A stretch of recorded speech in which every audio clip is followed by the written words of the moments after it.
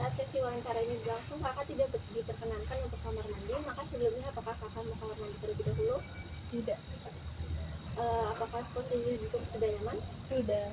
Izinkan saya untuk merekam gambar dan suara untuk kebutuhan praktikum saya. Untuk kerahasiaan data kakak, saya jamin aman dan terjaga. Apakah kakak berkenan? Kenal.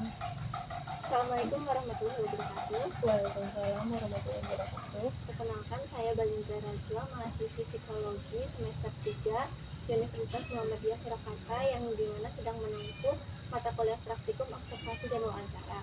Wawancara ini bertujuan untuk menggali tingkat kompetensi kakak sesuai dengan kompetensi yang sudah ditentukan. Saya di sini sebagai praktikan yang bertugas mewawancarai kakak hari ini. Sebelumnya, silakan kakak memperkenalkan diri terlebih dahulu. Baik, perkenalkan nama saya Kolita Puruto Aini. Saya mahasiswi psikologi Universitas Muhammadiyah Surakarta.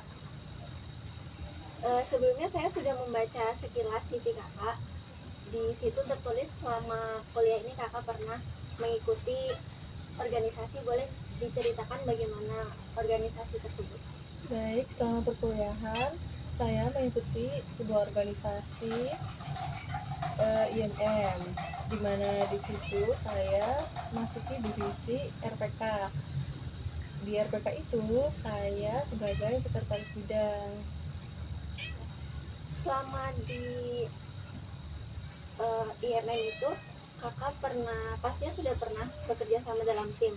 Boleh diceritakan bagaimana pengalaman kakak? Baik, di IMM itu kita pernah mengadakan sebuah acara, salah satunya itu ada kemah kader. Nah, di kemah kader itu saya masuk ke divisi perkap, di mana di perkap itu saya nggak sendirian, tentunya ada teman-teman saya yang lain juga. Nah, itu salah satu contohnya. Selama jadi seksi perkap itu tanggung jawab apa saja yang kakak pegang sebelum sampai sesudah acara itu berlangsung? Baik, kalau sebelum acara berlangsung itu kayak kita tuh bikin list-listan barang-barang apa aja yang dibutuhin sama divisi lain, kayak dari konsum butuh galon, terusan dari acara itu butuh tenda, butuh pasak, butuh tali, terusan kalau dari si lain juga, terusan kita juga memastikan barang itu ada atau enggak. Misalnya enggak ada itu kita nanti beli di luar. Terus kalau misalnya ada di sekre, nah itu kita cek terlebih dahulu di sekre apakah barang itu ada atau enggak. Nah, untuk ngeceknya itu kayak di sekre itu kan banyak barang-barangnya, jadi kita tuh perlu memastikan satu-satu sih barangnya itu ada atau enggak gitu. Kalau setelah acara juga kita ngembaliin barang-barangnya, terusan memastikan semua barang itu sudah ditata kembali dengan rapi. Selama mengikuti atau menjadi saksi tetap itu kendala apa saja yang kakak lalui? Kendalanya itu ya kayak tadi, itu kayak nyari-nyari barangnya itu susah karena di sektor itu barangnya itu banyak banget. Jadi misalnya biasanya kan ditaruhnya itu di box-box gitu, nah boxnya itu kan biasanya paling bawah, jadi kita harus nurunin barang yang di atasnya terlebih dahulu.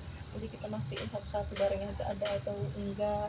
Terusan kendala yang lain juga di perkap ini kan banyak tuh orangnya. Nah, setiap orang itu kan memiliki kesibukan masing-masing ya, berbeda-beda. Jadi setiap rapat itu nggak semuanya dari si perkap itu bisa datang gitu.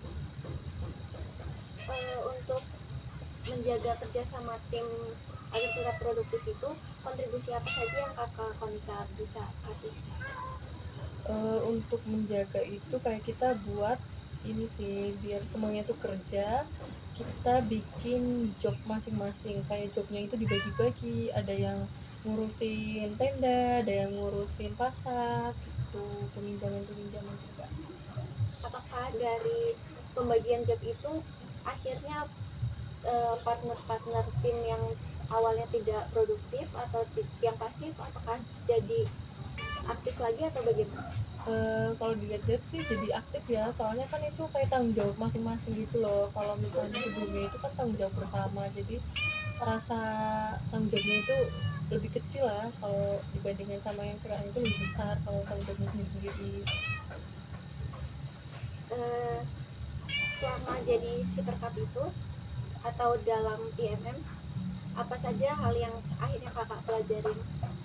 Oh, yang diambil gitu ya kak, yang diambil itu yang pertama ya kesabaran, ya kesabaran menghadapi orang-orang yang memiliki karakteristik berbeda-beda, terusan kayak butuh ini sih adaptasi dengan orang-orangnya juga, terusan tapi dari situ juga bisa melatih kepemimpinan sih, jadi kayak kita bisa berani bertindak gitu.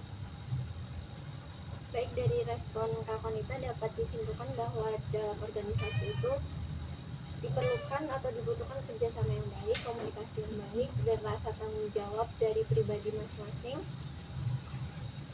Eh, apakah sebelumnya Kak Konita ada pertanyaan? Belum ada sih.